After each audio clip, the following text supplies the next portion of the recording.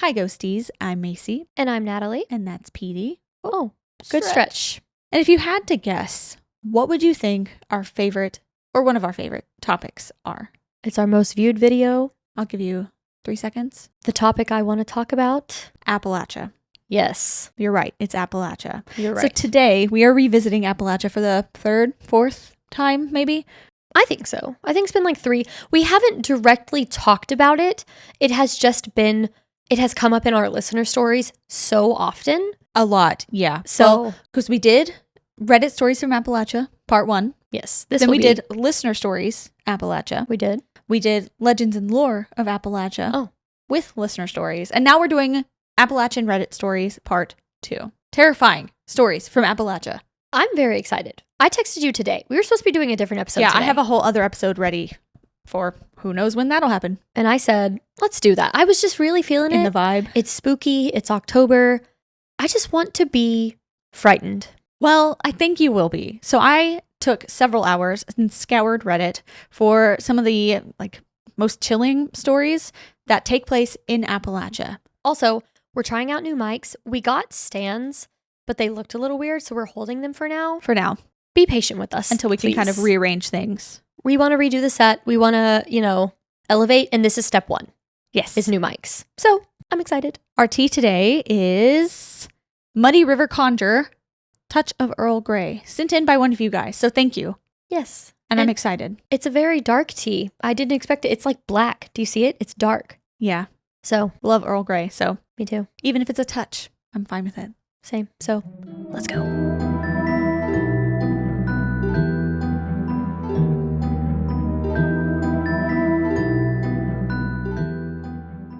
Wait, it wasn't black. It's green. It is green. We didn't realize. It's like a green-blue color.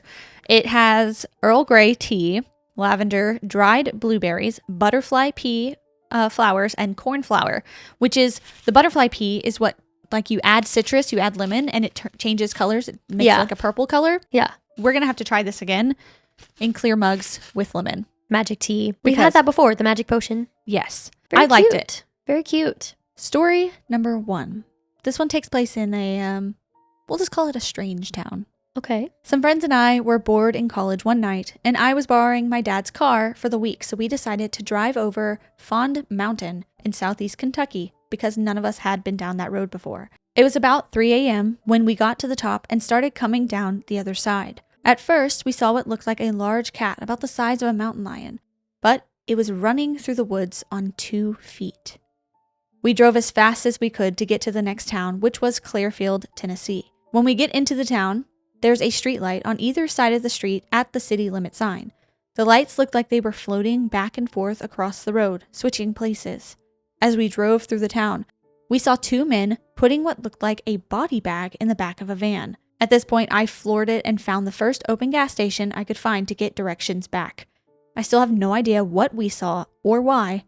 We were stone sober, and while it was late, we frequently stayed up that late, so I doubt it was sleep deprivation. That's it? That's it.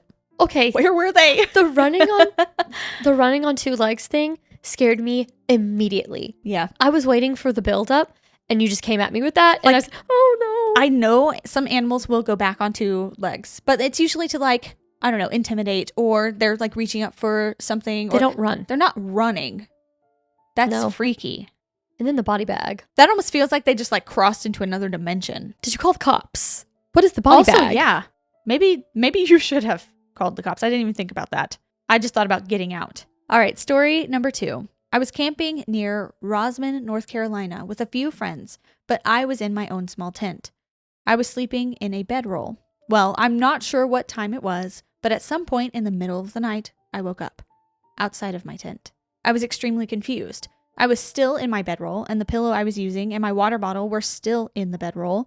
That was all I had with me. And I'm not talking right outside my tent. There was nothing around me. I called for my friends, not super loudly, but normal talking volume.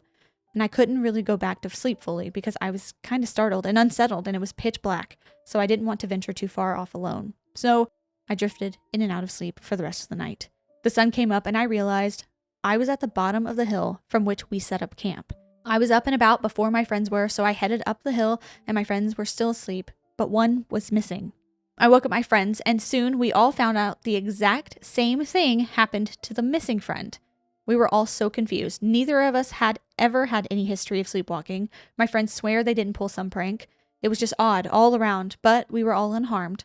I was just a little tired the next day and a little creeped out. Both of us woke up at the bottom of the hill, both about a quarter mile away, but different sides of the hill. What does this even mean? I don't know, another weird, strange thing happening in the mountains. Were they taking them just to like mess with them and put them there? Or were they trying to take them further and they got interrupted and they just left them there? Woke up. Who's they? Whatever took them. The thing. The ever-present they. I don't know, because when I first read it, I was like, they probably sleepwalk, or Not with all they your were stuff. like rolling out of their tent somehow. I don't know, like something weird happened, but it was their own thing, Yeah. Before it to happen to the other friend on the other side of the hill, like they both ended up, That far. yeah, like a quarter mile. That's pretty far in the middle of the night, in the middle of the dark. Yeah. I don't even know how you would explain that. It was just very strange. Story number 3. So this is the creepiest thing to have ever happened to me.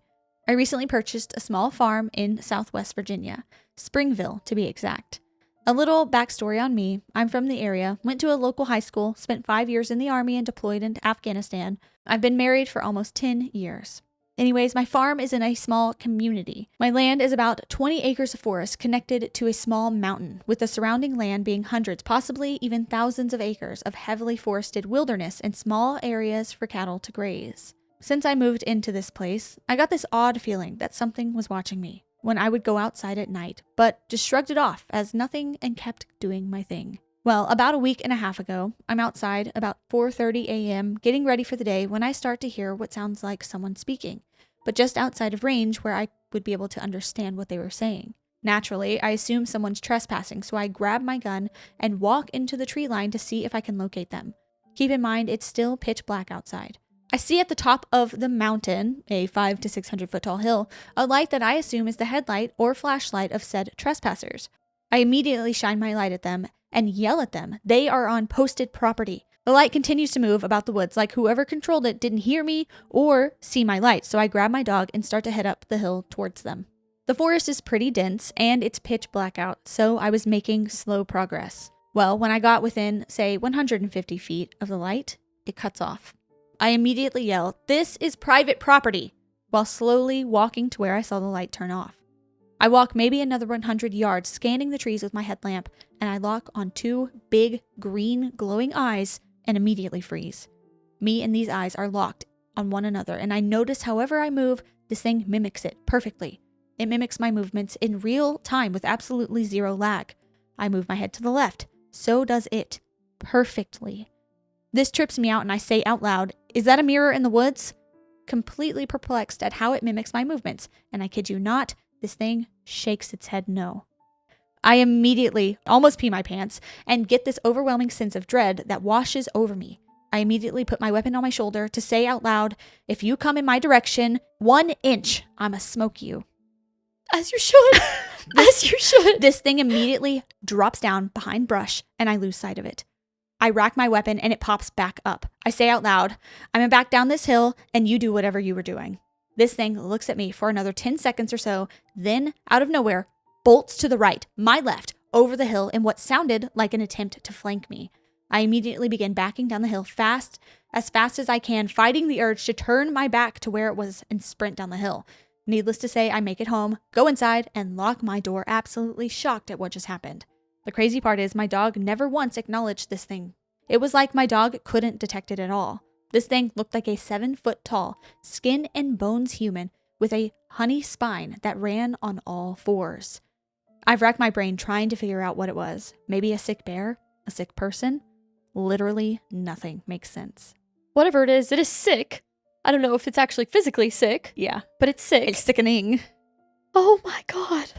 The green eyes. I don't know. Does that sound like alien to you? No, I don't know. Or you think cryptid creature? When you said it shook its head, I think my soul like jumped into my skull and bounced around and was trying to escape your body. Yes. I think the worst part for me is when it ran. Or I don't know, It crawled. ducked down. It ducked down When and it ducked down. That's horrible. Where is this? Virginia? Virginia. It was, West Virginia. We will never be going. Sorry, Mothman people. It's not happening. I'm scared. Okay, really though, if you had to guess, what would you say it was? Would you say cryptid? Would you say creature? Would you say something like paranormal, like spiritually paranormal? Like, is it a like an entity in that way? Or would you say it's like real life, touch with your hands, creature? The dog didn't acknowledge it, so that's where I'm getting tripped up. Yeah. Because if it was like really there and it was meant to cause harm, the dog would have reacted in some way at least. You'd think, unless it had a way to like subdue animals or something. We've heard that before. I think we have. What have we heard that before with? I don't know. I don't remember, but I know that I hated it. Yeah. So with a lot of things. Yeah. Oh no. Yeah, I don't know. That one really creeped me out too. Okay, story number 4. This one was really creepy. I'm already horrified, so just, I guess, keep going. Let me lay out the background. I am in the South hiking the Appalachian Trail. I am unsure of the exact location. It was after Georgia, northbound, but still southern parts of Virginia. I tried doing some research and I couldn't find much information other than the Bell Witch, and that is the opposite side of the state. So I am hiking along with my pal. It is a clear day and no sign of rain, nothing but blue skies. We are pretty distant from any town or even road for that matter. The forest is clear of underbrush and nothing but bare trees. We could easily see beyond 400 yards. About 200 yards away, up on the hill, we both saw a brunette woman gazing off in the distance, not looking towards us. This is extremely odd for this terrain, so my pal and myself called out to her, "Hey ma'am, are you lost?" The woman keeps her torso still and jerks her head towards us. The speed and angle of her head turn should have broken her neck. She let out a sharp, ear-piercing scream, almost like a banshee from those old stories. We ran as fast as we could with 40-pound packs on our backs. As we were running away, the wind picks up heavily, nearly hurricane levels. Branches are snapping, and we even hear a tree fall in the distance. The rain started pouring, sideways rain, strong wind. I know the weather can change on a dime in the mountains, but this just felt different. Like we were cold, from 80-plus degrees to nearly 60 or less with wind chill that was constant. Other hikers were caught in the rain as well. They were as confused as we were. We couldn't tell them what we saw. We couldn't even explain it to each other. We never mentioned it again. We both knew we had seen her. We continued on the trail. That would be the last time I ever hiked. Ever. But I have a positive alternative to this. You do? What if she was a spirit of good intention? Mm-hmm. And she was scaring them back the other way because the storm was coming. And if they would have kept going, they would have gotten caught in an area that they couldn't escape from. Okay, I like that. I like that thought a lot. Thank you for bringing that, because in my mind, she brought the storm. Yeah, I know. And I just had to think of something else because... And that is so spooky. That feels like, I don't know, that feels right for like an ancient mountain formation like that. Yeah. Like something that can control like the weather nature. Lady. Yeah. Yeah. The weather lady. Yeah. I just pictured like a newscaster. A newscaster like in like a pantsuit or Shrieking. something. Yeah. No, I was not thinking it was dressed nicely. I was picturing something much in the comments darker. they said that that she was wearing like a long white dress. They said it wasn't a wedding gown, but it was just like a long flowing white something. Yeah. And she had long dark hair. That checks out. A woman in white. Yeah. In the mountains. Of course. Story number 5. To preface, I grew up in Appalachia. One of the first rules of Appalachia is if you hear something calling your name and no one is around, no, you didn't. This story happens before I learned that. When I was 7 or 8, I was home alone. No big deal. Dad was working and Mom would be back from the store soon, except I heard my mom calling for me. She yelled, so I thought she was home. I wasn't frantic or anything like that, just like she was looking for me. Maybe needed help bringing the groceries in. I left my room and she called me again. So I went downstairs and again she called. Only I couldn't find her. Then I heard her calling from upstairs. So I ran back upstairs and went to the attic. Nothing. She called again, and this time I went downstairs and checked the bathroom. No one was there. And again I heard my name. I ran down to the ground floor and searched the kitchen, living room, dining room. No one was there. And finally, one last time, I hear my name called. I ran outside, out the back door, and out of the house. And all around me, like a tornado, was a voice calling me. And when I turned back to face the house, realizing there was no car parked in the driveway, I heard laughter, and it all went silent. To this day, I don't really know what it was. I just know I ran all over the house looking for my mother, even though she was not even home. This has been one of my biggest fears since I was like 8. Hearing your name being called and no one's there? Because of the... Or like your mom calling your name? I was probably like 13 when I read that 2-sentence short story or scary story or whatever. Oh, yeah, yeah, yeah. It's like, I was walking down the stairs because my mom called me and then she grabbed my leg and said, I heard it too. That literally has been in the front of my brain for like 13 years. Mm-hmm. I hate that. I hate that. Also, why was it like laughing? Was it like, I was oh, about so to say. we can get you this way. Oh. We got you outside the house. So they're Okay. like, oh, next I plan. was going to say the laughing made me feel a little bit better because it's like maybe they were just like some spirits like pranking them. You know, like they're like, haha, gotcha. No. But No. you made like we can get you if we want to. That's creepy. Yeah. Okay. Story number 6. My fiance and I stayed in a cabin near the Smoky Mountains this past Saturday night for a quick getaway. I think it may have been haunted. Would love to hear what y'all think. Here's what happened. We got to the cabin around 7 p.m. Saturday. She got an off feeling when we pulled up and wanted to check out the place before we brought our stuff in, though I didn't know this was the reason at the time. Neither of us mentioned it to the other at the time, but we both felt something was just off. It wasn't totally comfortable to be in that space. It felt at times like we were being watched.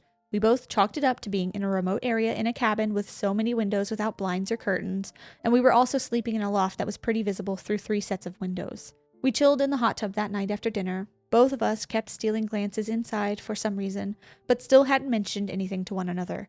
I kept worrying who, or what, might be in the dark just beyond my field of vision in the woods. Again, kept chalking it up to having read too much Stephen King.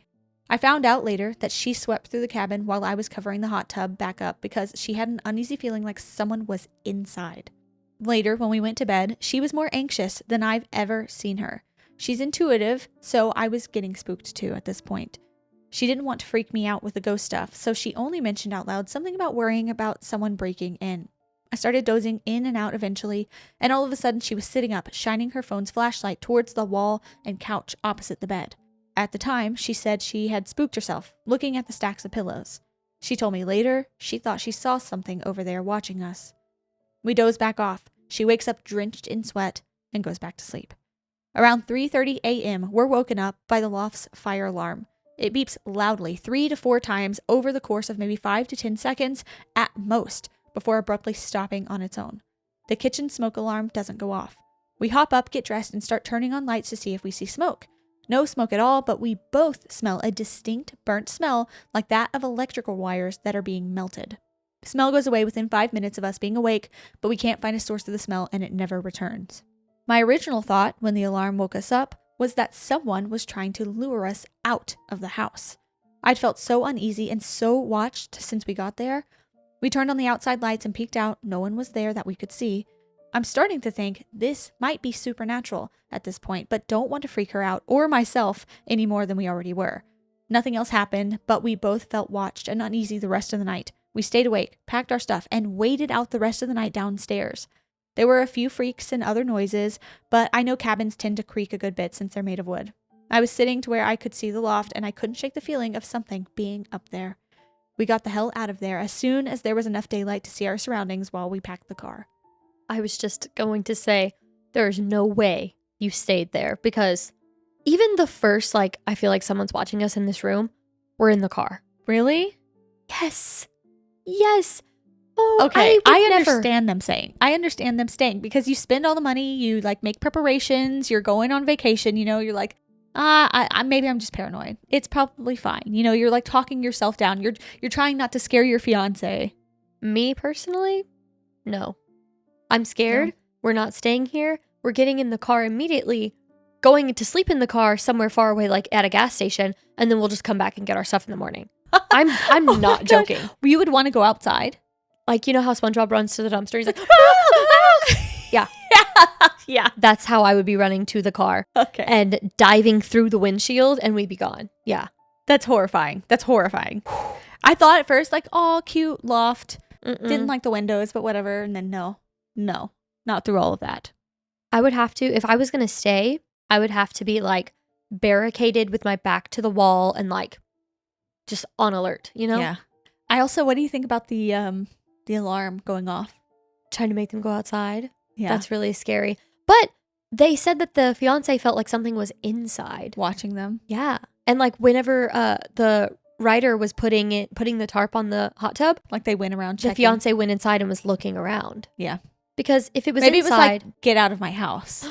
that makes me feel better. Because it A doesn't little want bit. you there. That's fine. It's not I don't wanting know. to mess with you. I'm still 50-50. Like, no, I'm actually not 50-50. I'm still freaked. Either way. Oh, yes. Inside, outside. Yes. If it wants me out, then what is it going to do to me if I don't get out? If it wants me out because it's out there, also, what is it going to do to me if I go out there? That's true, but I would rather it just be like, hey, get out of my house. And I'd be like, all right, respectfully, okay, goodbye. Yeah. I feel more at peace with that. Okay. Story number 7. A few years back, I lived in Berkshire County, Massachusetts, named for the Berkshire Mountain Range.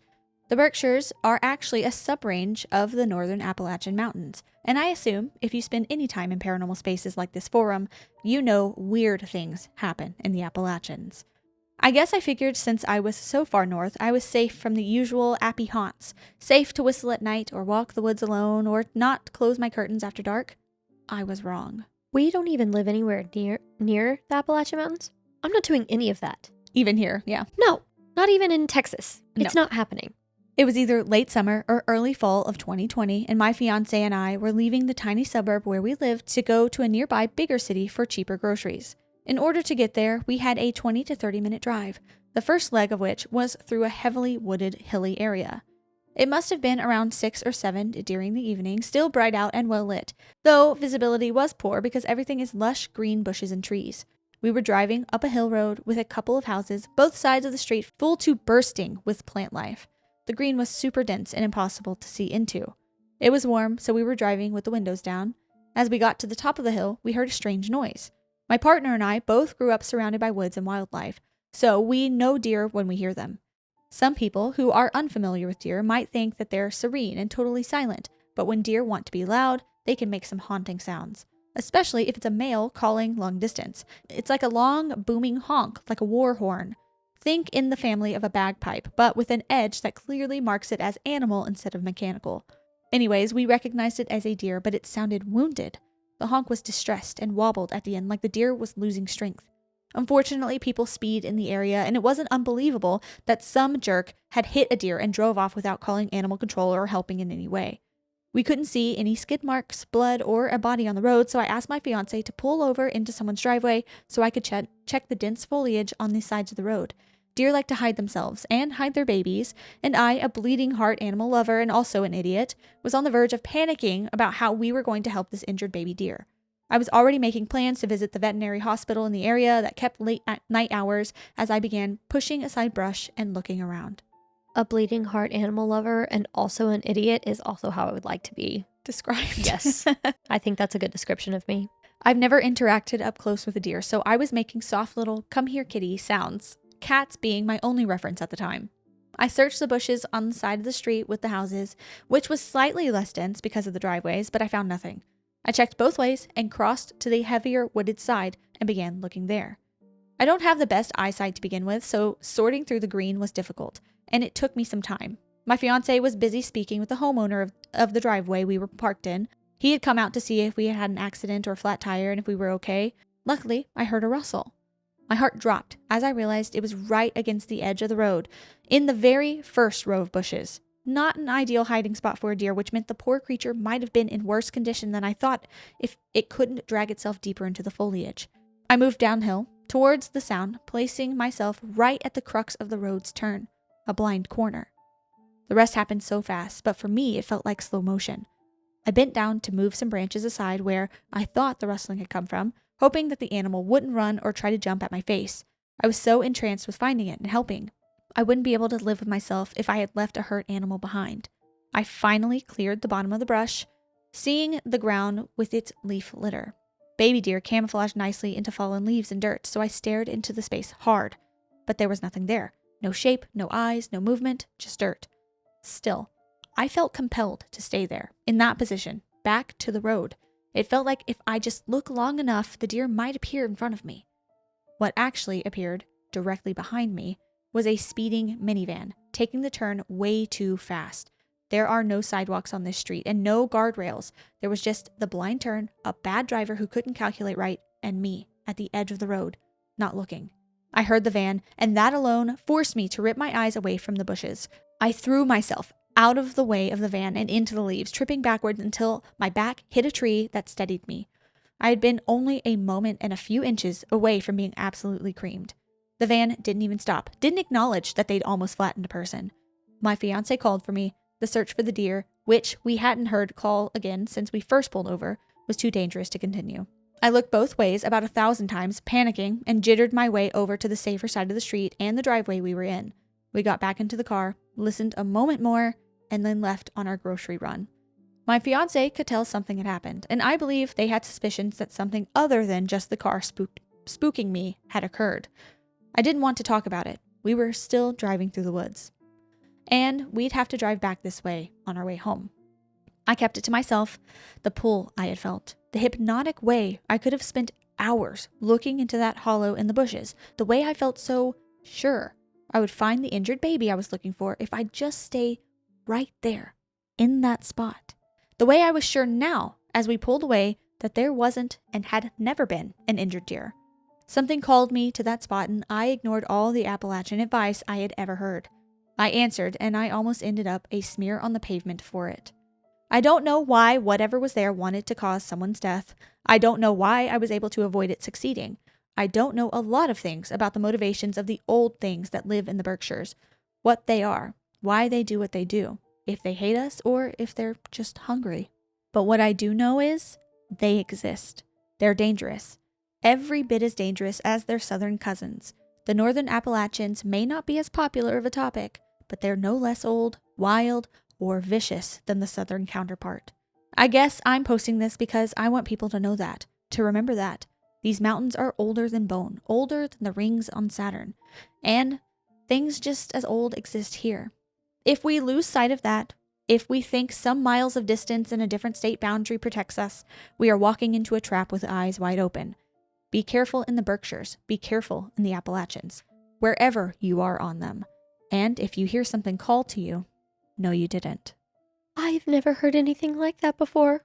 It wasn't trying to get her, it just wanted her dead. Yeah. Why? What? Isn't that so freaky? I didn't know where this story was going. Me neither. The whole time out when I was reading it, I was like, what? I was thinking that something was going to pop out. And Yeah. I was like, yeah, that's the thing. No. Why? It lured them Why? into the bushes. Why? What's the At reason? that point, at that time. What's the reason? Like, I don't understand the motivation. The way that they said, maybe they're hungry. Hungry? Hungry for souls. What? For companions to remain in the woods with them. I don't like that at all. And I've never heard anything like that. That and it's freaked disgusting. Me out. Okay, we're a cozy podcast. We focus on, scary things, but we've had some good episodes where something leads you away and you could have been hurt. Like a more lighthearted. This brought them to where it was they In were going harm's to be. way. Yeah, exactly. That is horrifying and makes me rethink my entire life. Because You would stop. If you thought you heard like a dog whimper or something, you'd be like, pull over, we're not leaving until I find the animal. It's the easiest way to get me. I saved 3 dogs the other day on you the did. same trip to the gym. Yeah. 2 dogs out in there running around my neighborhood. I corralled them back to their gate and shut it. Their people weren't home. So they don't even know that I saved their dogs over there. Uh-huh. They were roaming around the neighborhood and could have gotten hit. And then just happened to be passing a house right as a Yorkie squeezed under a gate and ran. Oh my gosh. Yeah. And I jumped out of the car and I was running. I caught that dog. And then the little boy that was in the backyard was just like, thanks. Her name is Charlotte. I said, okay, go inside and take your dog to your mom or something. And he was like, okay. And just walked off. But yeah, I insert myself in other people's business when it comes to animals. Yeah. So I would be gotten. When I read this, I thought of you too. I was like, this could get Natalie. I This hate could this. lure her away. Never go to the woods. Oh, I don't. Especially if they find out anything about you. I don't. No. Just stay out of there. Story number 8. My fiance and I went for a 3-day trip to Gatlinburg, and we've spent our days in the mountains hiking and spending time in and around the national park. Tonight, at around midnight, trying to get all the time in the mountains we can, we decided to take an hour drive from our hotel room up the mountain to an overview/lookout type of spot right on the top of said mountain to see if we can catch an awesome look at the stars before there's a lot of lights in Gatlinburg at night. Driving up there, neither of us noticed literally anything off other than that the mountain winds are a little spooky at night. From Florida, so it's just unfamiliar. But as soon as we get to where we were going and she and I got out of the car, I'm almost overwhelmed with just a vile, oppressive feeling outside with me. But not wanting to make the lady uncomfortable, I don't react too much just yet. The wind is absolutely roaring, and unfortunately we couldn't see any stars due to cloud cover. So I tell her I'm gonna step to the side and pee, and then we can get back to our hotel room. As soon as I get like 10 feet away, I get a very strange feeling of extreme vulnerability and detachment from everything else around me. Almost as though I'm miles away from the nearest person, though obviously I'm feet away from my fiance. I turned back to walk back to the car and heard something off to my right, and instinctively looked over to see something roughly human size go down to coyote size and kind of just hop over a rail from about 200, maybe more feet away. I quickly get back to the car and usher my fiance in, still not trying to scare her or at least show her I'm scared, but she asked if I was all right and my reaction was a dead giveaway. We jumped in and sped off. Never in my life have I had an experience like this, and never in my life have I really had a reason to be made uncomfortable of just being outside, but I truly believe something was in those woods with us tonight. And it was. It was. 100%. Why? Whoa. Sorry. Like shape shifted down from the size of a person to the size of a coyote. The immediate feeling of it being off scare me. Scare me. Let's go back. I don't care. I don't care. Yeah. Ryan would. You're leaving. Ryan would. He'd be like, I don't feel right. And we would leave. Yeah. Listen to your gut. It's a sweet sentiment, but at a certain point, it's like, okay, survival skills. Yeah. Trust your own gut. If you're scared for a reason. Mm-hmm. And let's go. This next story is also some weird creature of the mountains. Everything. Okay. Let's just go. Story number 9, Kentucky Holler Crawler. When I was about 9 or 10 years old, my uncle told me a story that has stuck with me ever since. Growing up in Kentucky, I've always heard tales of, Bigfoot or the Pope Lick Goat Man, the usual run-of-the-mill urban legend campfire story. Yeah. Usual. Whatever that is. That's like the first comment on this Reddit post was like, excuse me? Usual run-of-the-mill Pope Lick Goat Man? Yeah. Yeah. But in the case of the story my uncle has told me, it was different than all the other tales I had heard before, or since. Kentucky is home to the world's largest cave system in the world, Mammoth Cave. Since its founding on July 1st, 1941, only about 365 miles have been surveyed by the human eye. It's believed that there are still over 600 miles of passageways and caverns yet to be discovered. The national park is stretched over 3 counties, spanning more than 50,000 acres, Edmonson, Hart, and Barron counties. My uncle owned land in Edmonson County since the early 1980s. I remember hearing about how when they were out hunting for deer, they would occasionally come across pits in the ground of various sizes. They were the mouths of cave entrances. They would usually just toss a barrel or a large tree branch into the holes so no one would stumble across it, fall in, and become trapped. Besides wildlife or just getting lost in the woods, there wasn't really much else you had to worry about, according to most people. This story takes place in the early 1990s, about 5 years after my uncle purchased the land. His closest neighbor, who I'll call Ken, lived about a half-mile down the dirt road that ran parallel to both of their properties. They naturally became good friends over time and on occasion would accompany each other out hunting. My uncle lived in Louisville and would visit his property when he had off days or needed to do upkeep, like mowing or restocking his pond. So unlike his neighbor Ken, he spent more than most of the year in Louisville. On this particular weekend, Ken went out hunting for deer. He left his cabin and headed off into the woods, as he had done 100 times before. He followed a path that he had used plenty of times to a small grouping of trees overlooking a large meadow. According to him, it was a perfect sunny fall day, with not many clouds in the sky. He sat in the shadows underneath some low-hanging tree branches, feeling hidden from any would-be prey that might come by. Despite it being the ideal weather for hunting, he didn't see much in terms of game, just a few fawn and a doe, not the big trophy buck he was hoping for.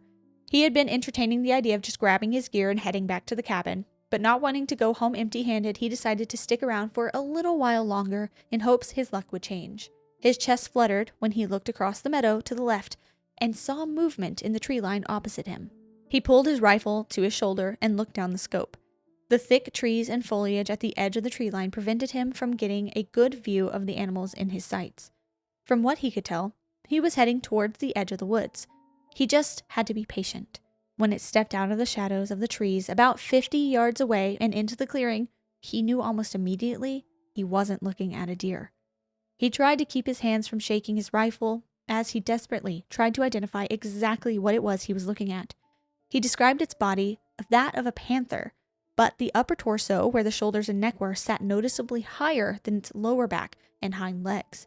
He was looking at its side profile, which he claimed, while in mid-stride, this thing had to be close to 7 feet in length. He said it was quiet, like a cat. It never made a noise when it moved. The front legs, he said, looked more like arms, significantly longer and skinnier than its hind legs. It had brittle, dark brown hair that started from the back of its head and running down the length of its back like a hyena.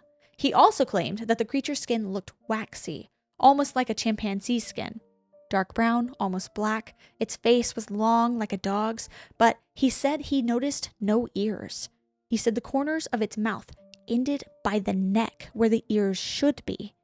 The most unsettling detail I can remember of this account, though, was the thing's back legs. He described them as looking frog-like, as in the back legs were tucked up close to the creature's sides. When it walked, the leading legs would reach almost to the front of its body, and the other leg would stretch way back, flat like a frog when it crawls. He watched it for about 2 or 3 minutes, slowly and quietly, moving through the long golden grass. A black shadow surrounded by color. He watched it disappear into the tree line directly across from the woods he'd seen it come from initially. After a few moments, he left and headed back to his cabin. Now, I don't know how long it was after this incident occurred that Ken told my uncle about it, but he was reluctant to speak about it. He dubbed it the Kentucky Holler Crawler. Eventually, Ken explained the story in full one night while sat around a fire with my uncle. Ever since then, Ken refused to go into the woods. He claimed to only hunt from the dirt road running through his property afterward. Both my uncle and Ken have sadly passed away since, but their story never changed over the years.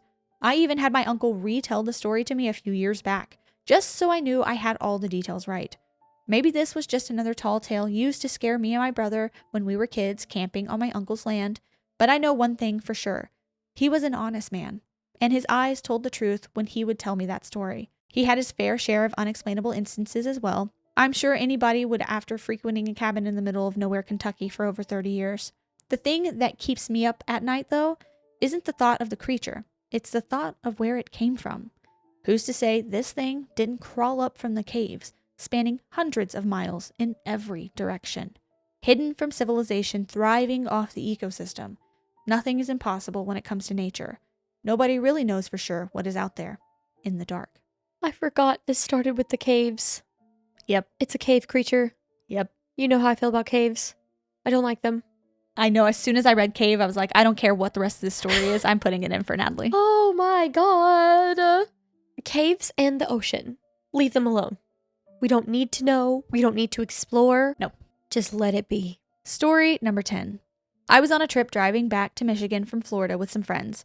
We wanted to keep driving straight through and made the dumb mistake of crossing over and driving through West Virginia, starting maybe around 2 to 3 a.m. Immediately, when we first got through the border into West Virginia, my entire radio was freaking out. I was the only one awake, driving, and it was bugging out without anyone touching it. My phone disconnected and reconnected about 20 times over about 5 minutes. I got out of my car and ran into the rest area to get some coffee and take a walk, hoping my phone would reconnect if the car sat for a bit. I was on the phone with my sister to tell her about what was happening, while everyone else was still asleep in the car. I kept feeling like someone was watching me, but no one else was at the rest stop. I hung up and went to use the bathroom. I accidentally left my phone in the stall, so I ran back to grab it. When I got back into the car, my phone literally started playing on the speakers through a phone call, not Bluetooth. And it sounded static, old-timey radio, and someone was talking, but it definitely wasn't anything on my phone or anyone else's in the car. When we got back out on the road, my GPS somehow got set to no tolls, so I got off the highway again to pass a toll. I never switched my GPS onto this mode and never have. It definitely was creepy and dark. Someone, a dark figure in all black, or darkness, was standing on the side of the road as we were driving through this town, Shady Spring, West Virginia. I know it sounds made up, but it's definitely not. We were all freaked out and I drove fast to get back onto the highway. It then happened a second time. I forgot to take it off the moat this time though. And then when I got off, it was a bit more of a main road. Then it said to turn on this dirt mountainside road. Not knowing where I was, I just followed directions. The second I turned on that road, I saw the same dark dressed figure standing on the side of the road again. Then a little bit further down, 3 unnaturally big deer jumped out in front of us. I had to slam on my brakes when I did. I looked over at them and one turned back with bright red eyes staring at me. By this point, the other 2 people in the car are fully awake, freaked out and crying. I'm only going about 15 miles per hour on this road, and it's pouring rain. No lights besides our headlights. I see a bunch of red paint on some trees along the road for about a quarter of a mile and some signs, but I definitely didn't stop for them. When I looked back in the rearview mirror, because I had the feeling again that someone was watching me, there's what looks like someone, again, in all black, a figure in all black, walking directly behind our car all the way down this mountain road. No more than 15 feet behind us at any given point. I finally got off this dirt road and raced to the highway and got back on. Then it looked like the same big deer with bright red eyes I saw earlier following me on the side of the highway. It bolted in front of a semi and exploded. It then looked like the black figure went back into the woods near where the deer bolted out. I'm not sure what it was that I experienced in West Virginia that night, but it wasn't good or even okay. I drove and drove until I started seeing the sun come up, got over the border into Ohio, and pulled over and slept for like 3 hours. It was definitely not a good experience in the slightest, and I still have nightmares from it.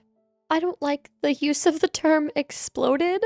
No, me neither. That was really disgusting and sad. What is this? Do we know what this figure thing is? Is this a thing? I don't. A shadow figure. In West Virginia? The only thing from West Virginia I know is Mothman. Yeah. I don't know anything else, and I don't want to. I don't like it. It was like, did it find them at the rest stop? I mean, probably. And then was like, attached itself? Yeah, like caught onto this car, to these people. But are the deer led connected? Them off onto off roads. Are the deer connected? I don't know. In some way? I don't know. But the first thing when I said, or when I read red lights, like maybe some kind of weird reflection happening with the headlights or something. I don't know, but that's actually really sad. Yeah, that part's really sad. That one freaked me out though. The thought of like being the only one awake in the car and all of this stuff is going down. Everyone would be awake if you were in the car. If I was in the car, nobody's sleeping. Yeah, you know this. I do. Okay. This is the last story. This one was really, really creepy to me. Okay, I'm locking in. I wanted to share a story that my Mima, or Granny if you prefer, used to tell me to scare the hell out of me. When I was real young, and even dumber than I am now, I used to believe just about everything my granny would tell me. And she told me a whole lot of stuff that she probably ought not to have. She was a real religious kind of woman, and she loved to try to scare me and my sister with stories of devils and demons and other evil things to make us be good and behave. But she always told this one story that didn't fit with the others. Funny thing is, I've never heard this story anywhere but from her, so it might do well to post it online to let others hear it. Anyhow, she used to swear up and down that there was some sort of devil or other nasty thing that could disguise itself as someone else. She said it wasn't too good at it, though, and you could always tell something was off. Now, my nephew told me about SWs and the like, and he said this might be a bit similar, but there are some pretty big differences, I think. Firstly, my granny said that whatever this thing was, it wasn't human in the slightest. Wasn't some sort of witch or anything, just something else entirely. She told me she didn't know what it really looked like either, under that disguise and all. She told me that after her second husband died, about 2 weeks after the funeral, she got a knock at her door in the middle of the night, in the dead of winter, during a nasty snowstorm. She said she opened that door, and there stood her second husband. She said at first she really thought it was him, but after he stepped into the light of the house, she knew something was off with him. She told me he looked Sygogglin, which means built funny or crooked. I didn't know what that word meant back then, though, so that sort of became the name for this thing. She said the first thing that was off about him was his eyes being just a touch too far apart. Not to any extreme degree, but just enough that it put her off. Then she said his skin was a lot smoother and less wrinkly than he was when he died. He was near 90, and she said he looked at least 10 years younger that night. She got real anxious when she started noticing all this stuff that wasn't adding up. And add to that the fact that she buried him 2 weeks before, and she started panicking real hard. She said he reached up with both hands and started telling her, "Don't worry, honey." But this voice wasn't right either. She said it sounded like it hurt him to talk, like there was a groaning just behind his voice and his lips didn't match up either. She told my brother that it started to look more like someone put a bad mask of him and was wearing it around. She says she'd never been more scared in her life, so she started pushing him and hitting on him with both her fists. And that woman was feisty as hell, so I'm sure she did some damage. She said his skin was cold when his hands touched her, but it was cold that night and snowing hard, so I guess that kind of makes sense. After she beat on him a little, the thing stepped back and started making noises that she had never heard before. She said it was like a low growl or a moan and compared it to a heavy old door opening really slowly. She'd always try and make the noises herself and got all choked up. Anyhow, she shut the door on this thing and she said it stood there for about an hour before it walked back into the woods. She lived in a holler about 20 miles from any town, and her neighbors were all snowed in like her, so she couldn't call for help. She said she was more scared that night than she had ever been before. I was just about to say, police, someone. She told us the thing ain't always the same person, but can switch around and use new disguises when it wants to. She said that that's the only time she ever saw it herself, but heard stories from her own Meemaw about it. Funny thing is, about a month before she died, I went to a gas station on the way from work real late. When I got inside, there was a guy at the counter just standing there all stiff. The cashier was asking him to move so he could help me, but the fellow wouldn't budge. Finally, the guy turned to me, and I got a good look at his face. His skin was all rubbery and fake looking, and I couldn't really tell which way his eyes were facing since they almost looked like two marbles, all dry and not wet like normal eyeballs. After I paid for my gas, the guy followed me out without saying as much as a word. It made me really uncomfortable at first, but I thought it was someone down on their luck. But when I climbed back in my truck, I looked over to him and asked him if he needed help. He looked at me with those dry-looking eyes and said, "All good," with that same creaky voice my granny used to tell us about. Told her that story in the hospital the next night, and she put her finger on her forehead and said, "Now you see it too." And I felt really strange about it. Maybe that guy at the gas station was the Sygogglin, like my granny said, but who knows? Absolutely it was. It was. Let someone follow me out to my car. If I even think you're following me, I'm walking right back into the store and I'm jumping in the cashier's arms. Police! And it's really sad that it took the form of a deceased husband. Oh my gosh, could you imagine? No! 2 weeks after you have buried your husband, he No. comes walking through the door. I would think, well, I'm dying now. He's come back to get me, and I would just Yeah. lay down and accept it. She beat the crap out of him. As she should. I love that. I do too. I love that part of the I do story. too. That's the only thing that gives me a little hope, is she beat it up. Oh, it freaked me out. It gave me chills. Just thinking about it right now is giving me chills. The thought of it standing at the door for an hour, just standing there still and quiet, And you can't waiting call to be for let help. back in. No. And she's just sitting in there by herself. And then it walked back into the woods. No. That's like on Strangers, like, is Tamara here? Is Tamara home? Or whatever. Oh, yeah. Freaky. Also, learned a new word. Sygogglin. Yes. Is that a thing? I looked Let it us up know. and I saw a compilation video of a bunch of old dudes saying it's Sygogglin, talking about things that are just like crooked or off. Like those wavy walls you saw in that house, they were Sygogglin. Oh. If you don't know what we're talking about, we were talking about house hunting in our loose leaves on Patreon. This is on Patreon. But those are the stories. Also, if you've ever heard the word Sygogglin, let me know because it is now one of my new favorite words. It's a good one. It's a real good one. And I never want to come across a Sygogglin creature, whatever that is in the Appalachian woods. I'll never go, so I don't have to worry about it. I want to go. I want to go, just not in the woods at night. Like I just want to go and see the beauty because it is pretty. I'll look at pictures. And ancient and like I'm sure there's just like a vibe you feel, you know? I don't think I could do it. No? No. Well, that is it for today. Part 2 of our scary stories from Reddit on Appalachia. And it left me feeling sick. Yeah. Yeah. I feel a little Not good. like hollow almost. Like yeah. the fear has eaten through me. That's a good word. Yeah, that's how I feel. So thanks for being here today. Like this video if you liked it. Share it with your friends if you feel compelled to do so. And subscribe for more. We've got listener stories coming on Thursday and a new costume coming on Friday. With a special guest. With a special guest. And I'm really excited. And it was really fun. Y'all are going to be upset. Absolutely ridiculous. It's not another podcast. Oh, no. We're not. This is not a collab. This is someone special to us. Yes, we just have a guest. The only guest we've ever had. If you've been here long enough, you know. You know. If you're listening on podcast, please leave us 5 stars. And if you want to keep up with us, what we've got going on over here, you can follow us on Instagram at GhosteasPod.